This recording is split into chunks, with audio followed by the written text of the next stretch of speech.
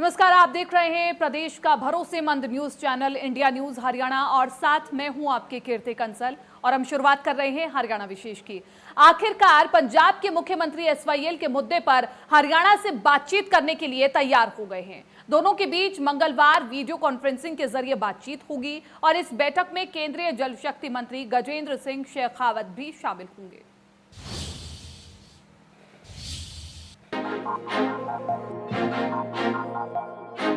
करीब 5 दशक से पंजाब और हरियाणा के बीच चला आ रहा एसवाईएल विवाद अब अपने अंतिम चरण में दिखाई दे रहा है। हालांकि क्या होगा ये कहना अभी जल्दबाजी होगी, लेकिन मंगलवार को जब पंजाब के मुख्यमंत्री कैप्टन अमरिंदर सिंह और हरियाणा के मुख्यमंत्री मनोहर लाल वीडियो कॉन्फ्रेंसिंग के जरिए इस मुद्दे पर बात करने बैठेंगे तो उम्मीद यही है कि हरियाणा का हक मिल जाए। जल संसाधन केंद्र के मंत्री हैं श्री शेखावत जी, उन्होंने दोनों मुख्यमंत्रियों को बुलाया है। कल सायंकाल 3 बजे मीटिंग है, क्योंकि सुप्रीम कोर्ट ने ये निर्णय दिया है कि बहुत जल्दी दोनों मुख्यमंत्री बैठ करके और केंद्र के अधिकारी और मंत्री बैठ करके इसका कोई भी सॉल्यूशन हल निकालें। तो जैसे सुप्रीम कोर्ट का निर्देश है उस अनुसार हम अपने जो भी हमारा विषय है उसमें हमें कोई उलझन ज़्यादा नहीं है, क्योंकि हमको तो एसवाईएल का पानी मिल चुका है। केवल उस नहर के निर्माण का ये निर्णय होना शेष है। आपसी सहमति से अगर कोई बात बनती है तो ठीक है। दरअसल सुप्रीम कोर्ट ने पिछली सुनवाई के दौरान कहा था कि दोनों राज्यों के मुख्यमंत्री हरियाणा पंजाब के इस सबसे बड़े विवाद को बैठकर सुलझाएं। सुप्रीम कोर्ट ने केंद्र सरकार को मध्यस्थता करने को भी कहा था। ऐसे में अब दोनों राज्यों के मुख्यमंत्री इस मामले पर बातचीत करेंगे और उसके बाद केंद्र सरकार सुप्रीम कोर्ट में अपना पक्ष रखेगी। नहीं, हरियाणा तो पूरी तरह से तैयार है। सुप्रीम कोर्ट का फैसला हमारे पक्ष में है। अब तो ये है कि बनानी कैसे है, और उसके ऊपर हम तो यही उम्मीद करते हैं कि पंजाब उसमें सहयोग करे और एसवाईएल बने।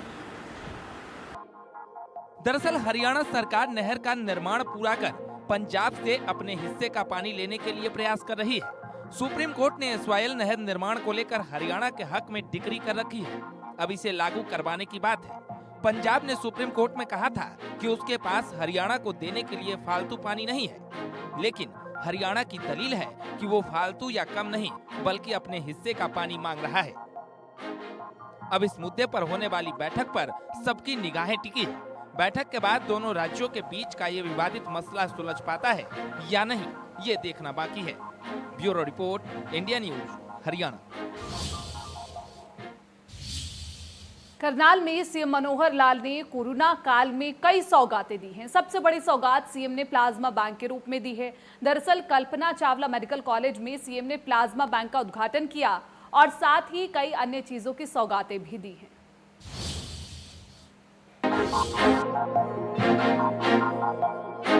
करनाल पहुंचे मुख्यमंत्री मनोहर लाल ने करनाल के लोगों को कई सौगातें दी।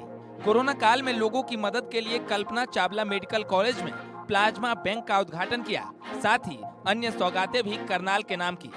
कल्पना चावला मेडिकल कॉलेज में प्लाज्मा बैंक का उद्घाटन, शहीद मदन लाल ढींगरा की प्रतिमा का उद्घाटन, शहीद मदन लाल ढींगरा के नाम पर रखा गया बस स्टैंड का नाम, करनाल मेरठ रोड का शिलान्यास, 14.5 किलोमीटर बनेगा 4 लेन हाईवे। इस दौरान सीएम मनोहर लाल ने एससीटी रिपोर्ट पर साफ किया कि रिपोर्ट पर मुख्य सचिव अध्ययन कर रहे हैं, उनकी अनुशंसा के हिसाब से कार्रवाई होगी। उन्होंने कहा कि कांग्रेस ने अपने कार्यकाल में आंखें बंद कर रखी, कभी व्यवस्थाओं को नहीं बदला। ये लगाई जाएगी, मदन लाल ढींगरा जी के नाम से बस स्टैंड रखा जाएगा।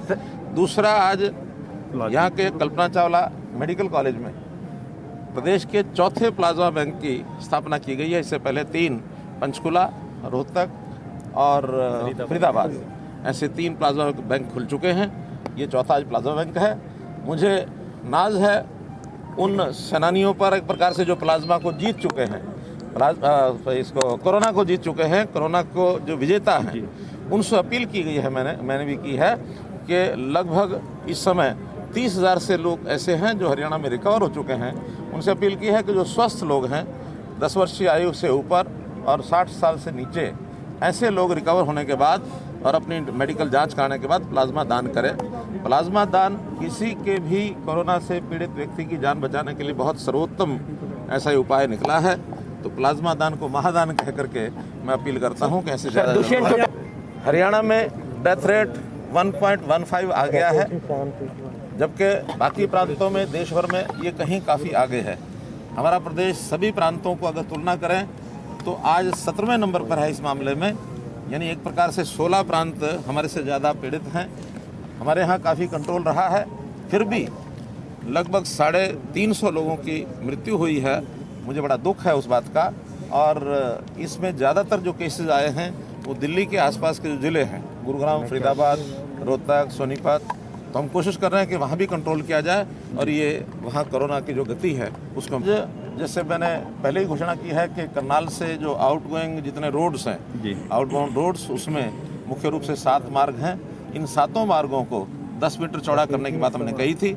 मेरठ का जो जाने वाला मार्ग है उसकी हालत काफ़ी ख़राब थी, उसका क्योंकि डिपार्टमेंट फॉरेस्ट के ओर से क्लियरेंस मिलनी थी, वो मिल गई है। सर, इसका आज जो शिलान्यास करेंगे और लगभग 105 करोड़ रुपए की लागत से ये चौटाला के जो 4 लेनिंग होगा। कितने समय में बन जाएगा ये लगभग 15 महीने में ये रोड बनकर के तैयार। ये कांग्रेस की जो भाषा है उस भाषा का मुझे उत्तर देने की आवश्यकता नहीं है, क्योंकि ये विपक्षी दल के नाते से इतने सालों तक राज करते रहे, ये यथास्थितिवादी बने रहे, जैसे चल रहा, आंखें बंद रखो।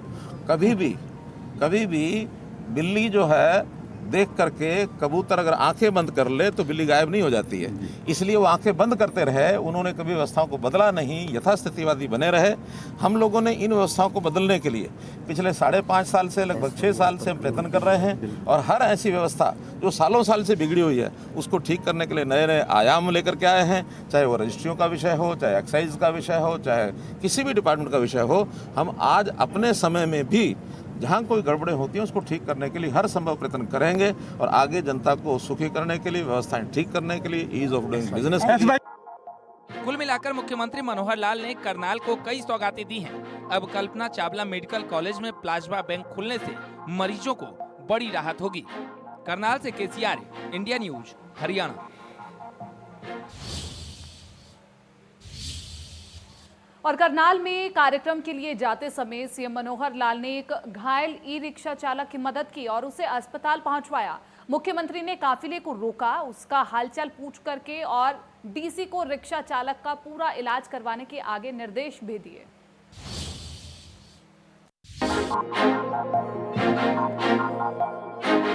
महात्मा गांधी चौक पर सड़क दुर्घटना में घायल एक ई रिक्शा चालक को देखकर मुख्यमंत्री मनोहर लाल ने उसे उठाया और कुशल क्षेम पूछकर अस्पताल तक पहुंचाने में मदद कर मानवता और दरियादिली का परिचय दिया। इस घटना में मुख्यमंत्री की सरल भाव को देखकर न केवल ई रिक्शा चालक को हिम्मत मिली, बल्कि मुख्यमंत्री के काफिले में शामिल अधिकारी और राहगीर भी सीएम की सराहना करने लगे। दरअसल जैसे ही मुख्यमंत्री का काफिला महात्मा गांधी चौक के पास से गुजरा, उनकी नजर घायल अवस्था में सड़क पर गिरे ई रिक्शा चालक पर पड़ी। उसे देखते ही उन्होंने तुरंत ड्राइवर को गाड़ी रोकने के आदेश दिए। गाड़ी रुकी, मुख्यमंत्री ने तुरंत उतरकर घायल ई रिक्शा चालक को उठाया। काफिले में शामिल सांसद संजय भाटिया और बीजेपी जिलाध्यक्ष जगमोहन आनंद ने भी घायल को उठाने में साथ दिया। घायल ई रिक्शा चालक का हालचाल पूछने के बाद मुख्यमंत्री ने वहां मौजूद करनाल के उपायुक्त निशांत कुमार यादव को निर्देश दिए कि इनका इलाज करवाया जाए और जिस भी इलाज की जरूरत हो वो इस ई रिक्शा चालक को उपलब्ध करवाई जाए। करनाल से केसीआर, इंडिया न्यूज, हरियाणा। 26 अगस्त से होने वाले सत्र की अवधि तो बिजनेस एडवाइजरी कमेटी तय करेगी, लेकिन ये सत्र कोरोना काल में हो रहा है और ऐसे में विधानसभा के अधिकारियों के साथ एक महत्वपूर्ण बैठक की गई है, जिसमें कई अहम निर्णय भी लिए गए हैं।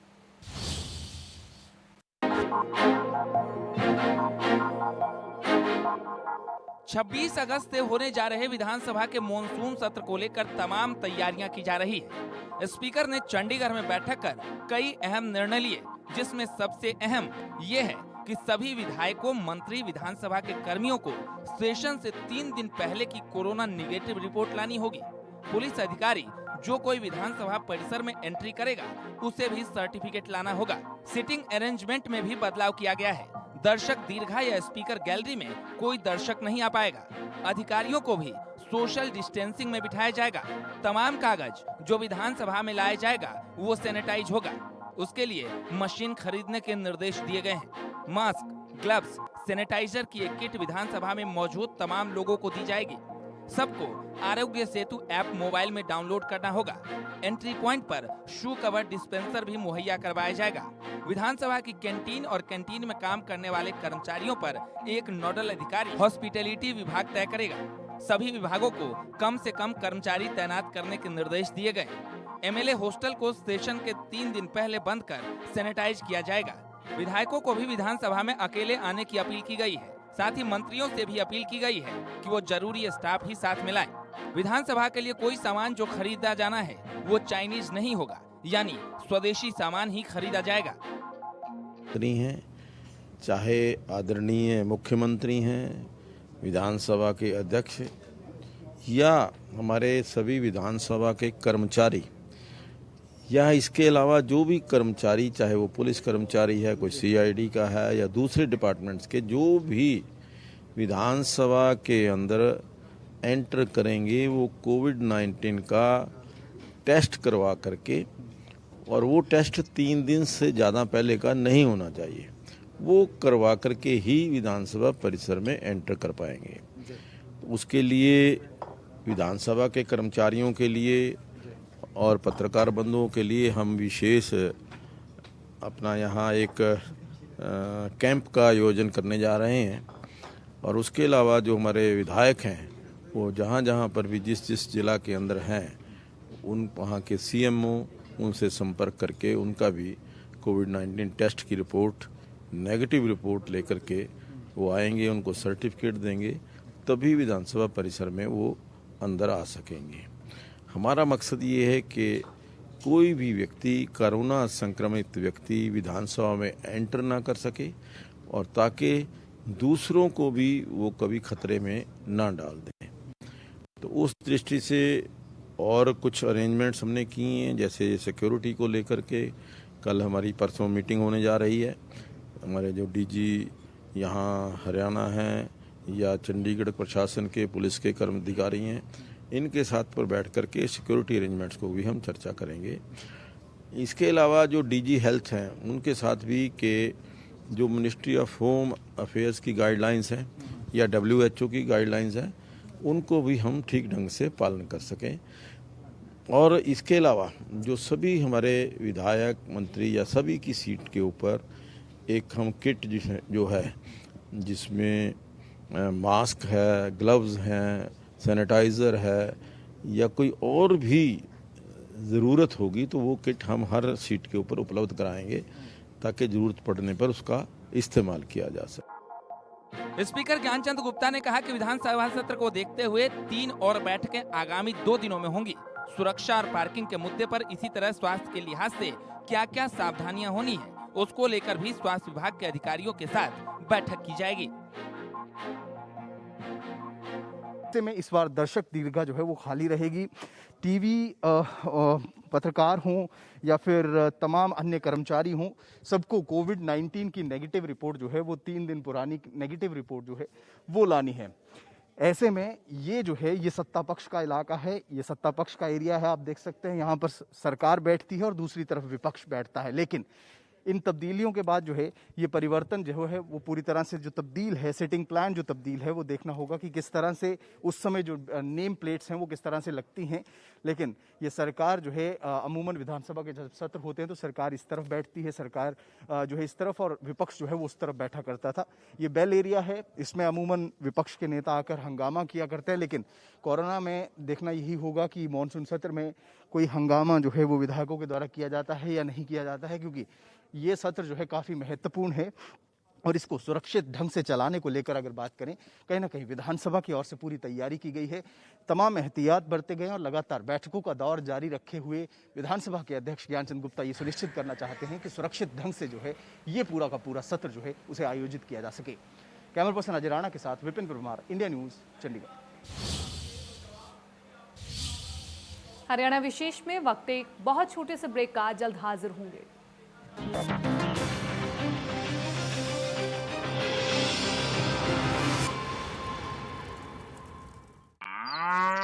हाँ भाई, डॉक्टर साहब भैंस ने कहा चढ़ा दिया था, जर फंस गई। ब्याने से 21 दिन पहले आम फीड डाली होगी। डाली तो थी। फिर तो फंसनी ही थी। आगे से गांठ बांध ली यारा। ब्याने से 21 दिन पहले रोजाना 4 किलो डालो फीड क्लोज अप तारा। साथ में दूध की होगी भरमार और सारी की सारी जर फटाक से बाहर। जल्दी मिले जर से छुटकारा जब फीड मिले close up Tara. KR Mangalam University, an educational hub for innovation and creativity, ensuring a safe and secure learning environment. Your destination success. राहत दे शीत ब्लाइट से छुटकारा। मंत्रा सुपर करे तेला जैसे कीटों का प्रभावी नियंत्रण। जेयू के राहत और मंत्रा सुपर फसल की परेशानी छू मंतर। सेफ रहिए, सेफ चुनिए। Chinar fabrics presents anti corona fabric in association with health guard Australia, जो कोरोना के खिलाफ 99.94% इफेक्टिव है। So visit your nearest Chinar fabric store. अब फसल तैयार है एकदम हमारे सपनों को पूरा करने के लिए। पढ़ लिख कर खूब तरक्की करना। तू कर सकती है, तू ही तो शक्ति है। आदि है, अनंत है, शक्ति है, बलवंत है, मुश्किलों से पार लगा दे तू। ये सब तुमने किया है? मैंने सारी फसल की कटाई भी कर दी और अगली फसल की बुआई भी। तू जगत जीत है। मेरे परिवार में प्यार का स्वाद 100% शुद्ध दूध से बना। मधुसागर शुद्ध देसी घी। ताड़ सा लंबा अर्थात अचंबा। ताड़ सा टंग टड़ा टंग। पापा, हमारा पुतला बार बार छुप क्यों जाता है? अरे ये छुपता नहीं है, ग्रोमोर इंस्टा की तुरंत असरदार खाद की शक्ति से बढ़ती है हमारी फसल। इंस्टा फसल, इंस्टा खुशियाँ। कभी हुआ है आपके साथ ऐसा कि भूख ना हो फिर भी खाने को मन चाहे? होगा, ऐसा भी होगा जब रसोई से नैनो बासमती राइस की खुशबू आप तक पहुंचेगी। नैनो बासमती राइस सिर्फ राइस नहीं, अपना राइस। मोहन, तुम्हें धान में शीत ब्लाइट से नुकसान की फिक्र नहीं होती? मैंने मत्सुरी का प्रयोग किया है, इसलिए चैन की बांसुरी बजा रहा हूँ। मत्सुरी दे शीत ब्लाइट से प्रभावी और लंबे समय तक नियंत्रण। लगता है मत्सुरी हर किसान के पास पहुंच गया है। चैन की बांसुरी मत्सुरी भारत इंसेक्टिसाइड्स लिमिटेड का उत्पाद। राहत दे शीत ब्लाइट से छुटकारा। मंत्रा सुपर करे तेला जैसे कीटों का प्रभावी नियंत्रण। जेयू के राहत और मंत्रा सुपर फसल की परेशानी छू मंतर। सच्ची सहेली, सच्ची सहेली, सच्ची सहेली। कितनी बार बता चुकी हूँ कि सिर्फ सच्ची सहेली ही है महिलाओं की नंबर 1 औषधि एवं टॉनिक। आज ही नजदीकी मेडिकल स्टोर से सच्ची सहेली आयुर्वेदिक सिरप अपने घर ले आएं।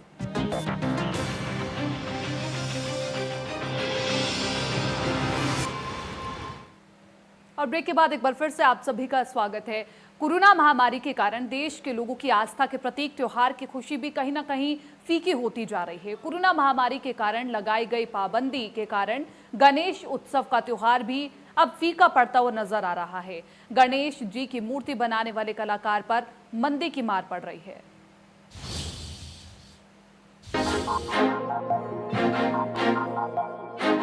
बाईस अगस्त से गणेश उत्सव शुरू होना है और 28 अगस्त को विसर्जन किया जाना है, लेकिन कोरोना के कारण इस बार गणेशोत्सव की धूम भी फीकी नजर आ रही है। बाजार में गणेश जी की बड़ी मूर्तियों की डिमांड बिल्कुल नहीं है और मूर्तिकार गणपति बप्पा की मूर्तियां बनाकर ग्राहकों का बाट जोह रहे हैं। चंपालाल, मैं दुर्गा नगर में रहता हूँ, राजस्थान का रहने वाला हूँ। 5-10 साल से मैं दुर्गा नगर में मूर्तियों का कारोबार करता हूँ। जो उम्मीद है छोटा माल तो हमारे पास रखने की उम्मीद है 2 फुट 3 फुट 5 फुट तक, तो बाकी उनसे बड़ा माल की कोई उम्मीद नहीं है। नहीं हमारे पास कोई ऑर्डर आ रहा है 10 फुट 7 फुट 10 फुट तक। तो ठीक पूछ के भी जा रहे हैं, काफ़ी बंदे तो पूछ के भी जा रहे हैं, कोई बुक भी करवा के जा रहे हैं। 21 तारीख को उठा भी लेंगे। छोटा माल की तो उम्मीद है जी, बड़े की कोई उम्मीद नहीं है। इस बार कोरोना महामारी के कारण थोड़ा बहुत कम हुआ है। बहुत जो पहला डबल काम था वो अभी आधा काम हो गया है बस। मूर्ति बनाने वाले कलाकार ने गणेश उत्सव को लेकर तैयारियां कर रखी। कई छोटी बड़ी मूर्ति बनाकर कलाकार ने इसलिए रख दी कि शायद गणेश उत्सव पर मूर्तियों की डिमांड आए और उसका काम चल पाए। अब की बार 8वां वर्ष है जब हम गणेश महोत्सव करने लग रहे हैं। 7 सालों से हम लगातार बड़ी धूमधाम से गणेश महोत्सव मनाते थे, लेकिन इस बार महामारी के चलते हुए हम लोगों को प्रशासन की ओर से जैसा भी आदेश है कि हम लोग सूक्ष्म रूप से मतलब कि इस प्रोग्राम को करेंगे। पहले हम लोग बाहर पंडाल लगाकर इसको बहुत विशाल रूप से प्रोग्राम को करते थे। हर साल गणेश उत्सव धूमधाम से मनाया जाता था, लेकिन कोरोना महामारी के कारण इस बार प्रशासन की तरफ से परमिशन नहीं मिली, जिसके कारण केवल एक मेंबर की दुकान में मूर्ति रखकर गणेश जी की स्थापना की जाएगी। वहां पर किसी तरह का कोई प्रसाद या फिर भोग नहीं लगाया जाएगा और न ही हर साल की तरह रात के समय कोई भजन कीर्तन होगा। सरकार द्वारा तय नियमों की पालना करते हुए गणेश उत्सव मनाया जाएगा। जहां हर साल 8 फुट की मूर्ति स्थापित की जाती थी, वहां पर कोरोना महामारी के कारण केवल 3 से 4 फुट की मूर्ति स्थापित की जाएगी। अम्बाला से कपिल नागपाल, इंडिया न्यूज, हरियाणा।